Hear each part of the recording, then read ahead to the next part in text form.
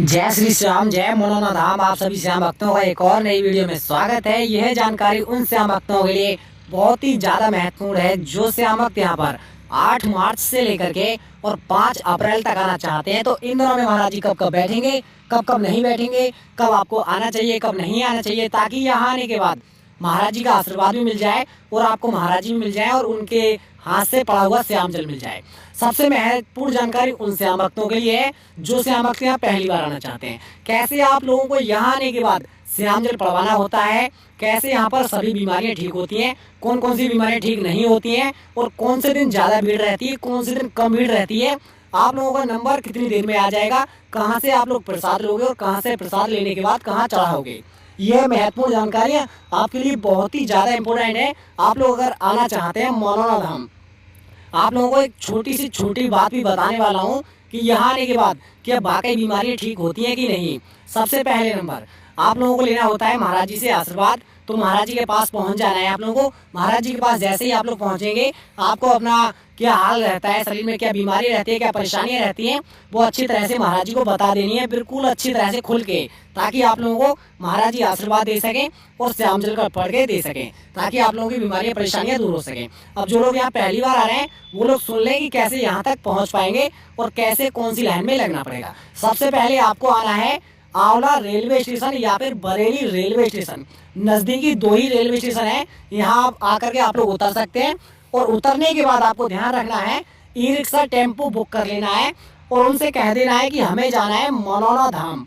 यह मनोना धाम बड़ा ही फेमस धाम है, आप लोग यहाँ तक बड़ी आसानी से पहुँच सकते हैं। ध्यान रखना, जब भी ई रिक्शा टेम्पो वाला छोड़ेगा तो आपको डायरेक्ट धाम तक लाके छोड़ देगा। उसके बाद मेन पड़ाव शुरू होता है, आपको लाइन में लगना। अब जो लोग यहाँ पर पहली बार आते हैं तो उन लोगों को नहीं पता रहता है कि कौन सी लाइन में लगना चाहिए, कौन सी लाइन में नहीं लगना चाहिए, ताकि आप लोगों को कोई दिक्कत, कोई परेशानी देखने को ना मिले। सबसे पहले नंबर आपको लगना है महाराज जी वाली लाइन में। जब भी महाराज जी वाली लाइन में लगो तो सुबह 4 बजे, 5 बजे, 6 बजे इस टाइम पे आप लोग लग जाना लाइन में। इसके लिए आप लोगों का नंबर जल्दी आ सकेगा। अगर आप लोग लेट लगते हैं लाइन में तो आपका नंबर काफ़ी देर में आ पाता है। तो ध्यान रखना, जब भी लाइन में लगे तो आप लोग सुबह 4 बजे, 5 बजे लग जाना।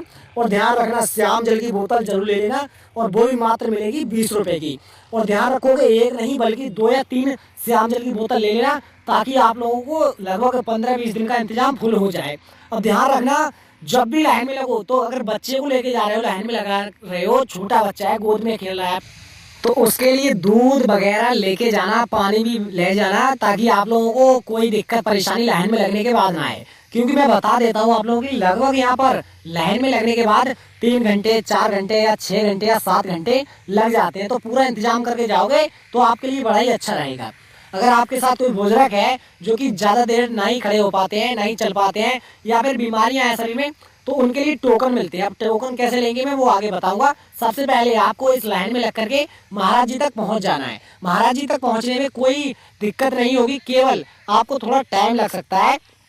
वो मैंने बताया ही है कि इसमें 2 घंटे या 3 घंटे लग जाएंगे। जैसे ही आप लोग महाराज जी के पास पहुंचेंगे, आपको क्या दिक्कत है, क्या परेशानियां शरीर में, क्या बड़ी बीमारियां रहती हैं, वो अच्छी तरह से बता देंगी महाराज जी को। महाराज जी आपको आशीर्वाद देंगे और आप लोगों को श्याम जल पढ़ के देंगे। जो श्याम जल रहेगा उसकी टाइमिंग जरूर पूछ लेनी कि कौन कौन से टाइम इसको पीना है और कौन कौन से टाइम नहीं पीना है, ताकि आप लोगों को यहाँ आने के बाद बीमारियाँ पे फायदा होने लगे। अक्सर लोग पूछते हैं कि यहाँ वाकई बीमारियाँ ठीक होती हैं कि नहीं। देखो, यहाँ पर वाकई बीमारियाँ ठीक होती हैं। आप लोग आ जाओ और सभी तरह की बीमारियाँ ठीक होती हैं। चाहे तो आपको कैंसर हो या फिर किडनी खराब हो, लीवर खराब हो, बहुत तरह तरह की लोगों में बीमारियाँ होती हैं। एक तरह की हर किसी में बीमारियाँ नहीं होती हैं। तो आप लोगों की सभी तरह की बीमारियाँ यहाँ पर मिनटों में, पलों में, क्षण में दूर हो सकती हैं। अब जो लोग यहाँ पर टोकन लेना चाहते हैं तो टोकन अक्सर उन लोगों को मिलते हैं जो लोग चल नहीं पाते हैं, अच्छी तरह से खड़े नहीं हो पाते हैं, तो उनके लिए टोकन की व्यवस्था बनाएगी। बहुत ही अच्छी व्यवस्था है, इसका आप लोग लाभ भी उठा सकते हैं टोकन का। इसमें क्या करना है, केवल आपको गेट नंबर 1 पे पहुंच जाना है। जिस व्यक्ति को बीमारियां रहती हैं उसको लेके जाना है, एक नॉर्मल सा व्यक्ति साथ में जाना है। गेट नंबर 1 पे जैसे ही आप लोग पहुंचेंगे, आपका अंदर प्रवेश होगा। प्रवेश होने के बाद आप लोगों को ध्यान रखना है, वहाँ आपको महाराज जी देखेंगे। और ध्यान रखना, पहले श्याम जल की बोतल आप लोग भी ले जाना और 2 बोतल, 3 बोतल या 4 बोतल ले जाना, अगर आप लोग 1500 किलोमीटर दूर से आ रहे हैं। देखो, यहाँ पर लोग मैंने देखा है लगभग 1500 किलोमीटर, 2-2000 किलोमीटर दूर से आते हैं। तो लगभग आप पूरा इंतजाम कर लेना, लगभग हज़ारों किलोमीटर के बाद आप आते हो तो हर रोज तो नहीं आ पाओगे, तो लगभग 2 बोतल 3 बोतल या 4 बोतल श्याम जल की पड़वा ले जाना, ताकि आप लोगों को फायदा होता रहे। कभी कभी ऐसा होता है लोगों को फायदा होने लगता है, फिर उनका श्याम जल खत्म हो जाता है तो से फायदा नहीं हो पाता है। तो आप लोग श्याम जल की बोतल 2 से 3 बोतल ले जा सकते हैं। तब फिर जाकर के आप महाराज जी के पास पहुंचेंगे, आप लोग टोकन लेंगे, आपको भी बीमारियां परेशानियां बतानी होंगी, ताकि आप लोगों को भी फायदा होने लगे। महाराज जी श्याम जल पढ़ के देंगे। टाइमिंग जरूर पूछ लेना महाराज जी से कि इसको कौन कौन से टाइम इस्तेमाल करना है। पहले ही बता दे रहा हूँ, टोकन उन लोगों के लिए मिलते हैं जो लोग चल नहीं पाते हैं, खड़े नहीं हो पाते हैं, जिन्हें परेशानियां रहती हैं खड़े होने में या दिक्कतें रहती हैं, तो उनके लिए टोकन की व्यवस्था है। चाहे तो आपका बच्चा है या बुजुर्ग है या फिर कोई आप जैसे लोग हैं जैसे कि आप परेशानियों में। और टोकन वालों को आशीर्वाद मिलने के बाद नंबर आता है खाटू श्याम बाबा के मंदिर में दर्शन करने का। ये बड़ा ही मुख्य काम है, ये काम जरूर कर लेना अगर आप लोग मनोरम धाम आ रहे हैं तो। देखो, चाहे तो केवल दर्शन करने के लिए आ रहे हैं तब भी दर्शन करो और प्रसाद चढ़ाओ, अर्जी लगाओ, ये काम बड़ा ही अच्छा रहता है। आप लोगों को सबसे पहले लेना है प्रसाद। प्रसाद अगर लेना चाहते हो, बच्चे वाला प्रसाद होता है वो 51 रुपए का मिलता है, और जो बड़े व्यक्तियों के लिए प्रसाद होता है वो 101 रुपए का प्रसाद मिलता है। ध्यान रखोगे, 101 रुपए का जो प्रसाद मिलता है उसके साथ में अर्जी जो फार्म रहता है वो निःशुल्क मिलता है, फ्री में। तो आप लोग अर्जी फार्म ले लेना, और अर्जी फार्म आपको भरना होता है, अच्छी तरह से भर लेना। भरने के बाद आप लोगों को ध्यान रखना है, अगर आपसे नहीं भरा जा रहा है, कुछ लोगों से नहीं भरा जाता है अर्जी फार्म, तो दुकान वालों की सहायता से भर लेना। उसे भरने के बाद उसमें 60 रुपये अपनी तरफ से रख देना। 60 रुपये रख दोगे, जो एक अर्जी लगती है मनोना धाम की वो 61 रुपये की लगती है। ध्यान रखोगे, अर्जी लगना का जो सिंपल सा तरीका है वो आप लोग अर्जी लगा सकते हैं, और बड़े मंदिर में जाके अपनी अर्जी चढ़ा देना। बड़े मंदिर में जैसे ही आप लोग प्रवेश करेंगे वहां जाके अपनी अर्जी चढ़ाएंगे। अर्जी चढ़ाने के बाद खाटू श्याम बाबा के मंदिर में दर्शन करेंगे। दर्शन करने के साथ साथ आप लोगों को जो भी मांगना है वो सच्ची श्रद्धा से सच्चे मन से मांग लेना, खाटू श्याम बाबा आपकी जरूर सुन लेंगे। इसी के साथ साथ आप लोगों को फिर नीचे वाले मंदिर में प्रवेश करना है। वहां जाकर के आप लोगों को ध्यान रखना है, आपका प्रसाद रहेगा जो आपके साथ में, वो आधा प्रसाद वो ले लेंगे और आधा प्रसाद आपको वापस कर देंगे।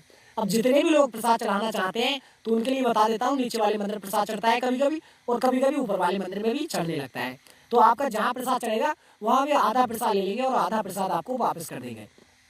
प्रसाद चढ़ाने के बाद आप लोग बाहर निकल आएंगे और सबसे पहले पहुंचेंगे श्याम कुंड के पास। श्याम कुंड का बड़ा ही अच्छा नजारा है, उसका छिड़काव करना पड़ता है अपने ऊपर, जल छिड़काव जरूर कर लेना है श्याम कुंड के पास जाकर के, ताकि आप लोगों पर जो भी बीमारियां रहती हैं, परेशानियां रहती हैं, हाथ पैर में दर्द रहता है, वो ठीक हो जाएगा श्याम कुंड के जल छिड़काव करने से। ध्यान रखना है, उसके बाद पड़ाव शुरू होता है आपका। जितने भी लोग आना चाहते हैं कि जब भी यहाँ पर आना चाहो तो 2 दिन का या 3 दिन का टाइम निकाल के आना, क्योंकि क्या होता है जब महाराज जी बैठते हैं तो काफी भीड़ बढ़ जाती है। भीड़ बढ़ने के साथ साथ आप लोगों का नंबर 2 दिन या 3 दिन में आ पाता है। कुछ लोगों को तो भाई ऐसी भी होता है कि सुबह जब 4 बजे लग जाते हैं, 5 बजे लग जाते हैं, तो उनका नंबर एक ही दिन में आ जाता है। अच्छी तरह से एक ही दिन में आशीर्वाद लेते हैं और दर्शन करते हैं, वो एक दिन में घर पे वापसी हो जाते हैं। मगर जो लोग दोपहर में आ पाते हैं उनका नंबर हो सकता है रात में आ जाए, मगर अगर रात में नहीं आ पाया तो सुबह के लिए आ जाएगा। ध्यान रखोगे। और कुछ लोग ये भी पूछते हैं कि यहाँ आने के बाद अगर एक बार लाइन में लग गए, निकल के 2 बार करके लगे तो लगने देंगे कि नहीं। मैं आपको बताना चाहूँगा, यहाँ पर दोबारा नहीं लग सकते आप। एक बार लाइन में निकल आए तो आपको दोबारा नहीं घुसने दिया जाएगा। तो आप लोग एक ही बार में घुसे रहें। किसी को भाई लेटरिन बाथरूम वगैरह लगते हैं तो आप लोग टॉयलेट वगैरह, तो आप लोग किसी से अगले व्यक्ति से कह के जाएं कि हम यहीं पर आके लगेंगे, हम टॉयलेट करने जा रहे हैं, या कुछ भी दिक्कतें परेशानियां हो सकती हैं सभी लोगों के लिए, तो आप लोग कह के जाएं अगले व्यक्ति को और पिछले व्यक्ति को, फिर वहीं पे आगे लग जाएं। मगर लेडीजों के लिए बहुत ही ज़्यादा परेशानी रहती है जो लेडीजों के लिए, क्योंकि वो लोग नहीं तो बैरिकेडिंग फैलांग के जा सकती हैं।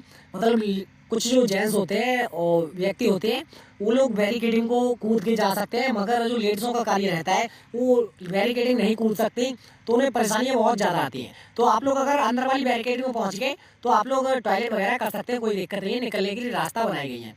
अब ध्यान रखोगे, जितने भी लोग आ रहे हो, जितने भी लोग आना चाहते हो फिलहाल में आ जाओ, महाराज जी मिलेंगे और उनका आशीर्वाद मिलेगा। और ध्यान रख सकते हो, जब भी आओ यहाँ पर बिना जानकारी के मत आना, और किसी मरीज को ला रहे हो तो कोई आपका जानकार है यहाँ पर, जानकारी वाला है तो ही तो अपना मरीज को लाना, अन्यथा मत लाना। क्या होता है काफ़ी लोगों के साथ ऐसा भी होता है कि अपने मरीज को ले आते हैं फिर वो महाराज जी नहीं देख पाते हैं। मगर जितने भी क्रिटिकल हालत के मरीज होते हैं, सीरियस टाइप के मरीज होते हैं, उनका नंबर आएगा डायरेक्ट। ना तो उन्हें लाइन में लगना पड़ता है, ना ही तो उन्हें किसी टोकन की जरूरत होती है, उन्हें डायरेक्ट नंबर आता है, केवल महाराज जी को सूचित किया जाता है, फिर आपका डायरेक्ट नंबर आ जाएगा।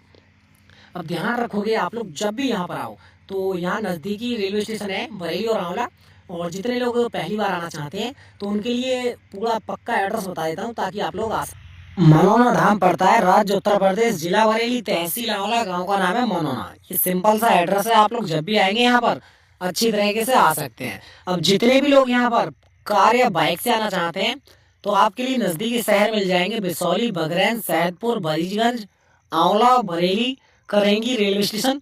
और बाकी की आप लोगों को यहाँ पर इन शहरों के द्वारा आप लोग आ सकते हैं। और यहाँ की जो पार्किंग है वो निःशुल्क है, कोई रुपये पैसा देने की आवश्यकता नहीं है। चाहे तो आप बाइक से आएँ या फिर कार से आएँ, कहीं पे भी अपना वाहन पार्क करें, निःशुल्क पार्किंग है। काफ़ी लगभग 150 बीघे की पार्किंग है, उसमें कहीं पे अपना वाहन पार्क कर सकते हैं। ज़्यादा भाई ज़्यादा से ज़्यादा क्या हो सकता है, केवल प्रसाद लेना हो सकता है, बाकी अपना वाहन कहीं पे पार्क कर सकते हैं। बाकी इसके बाद आप लोगों को ध्यान रखना होगा, जब भी यहाँ पर आए तो संडे मंडे थोड़ी भीड़ ज़्यादा देखने को मिलेगी, रविवार और सोमवार के लिए। क्योंकि संडे का जो दिन होता है रविवार का, उस दिन वो लोग ज़्यादा आते हैं जो लोग सरकारी नौकरी करते हैं या फिर स्कूलों में अध्यापक होते हैं। सरकारी नौकरियों के साथ साथ जॉब, कुछ भी जॉब करते हैं तो वो लोग संडे वाले दिन आते हैं यहाँ पर, इसलिए संडे वाले दिन भीड़ ज़्यादा रहती है। और मंडे वाले दिन जो सोमवार का दिन होता है उस दिन प्रसाद चढ़ाने वाले ज़्यादा लोग आते हैं, इसी कारण दो दो दिन ज़्यादा भीड़ देखने को मिल जाएगी। सोमवार का दिन कहते हैं बड़ा ही शुभ माना जाता है प्रसाद चढ़ाने के लिए। और जब एकादशी हो तो कोई सा दिन हो, तो एकादशी के लिए तो लोग व्रत रखते हैं, तो व्रत आके यहीं पर अपना खोलते हैं आकर के। तो इस कारण से भी बहुत ज़्यादा भीड़ एकादशी वाले दिन या फिर सोमवार वाले दिन आप लोगों को देखने को मिल जाएगी।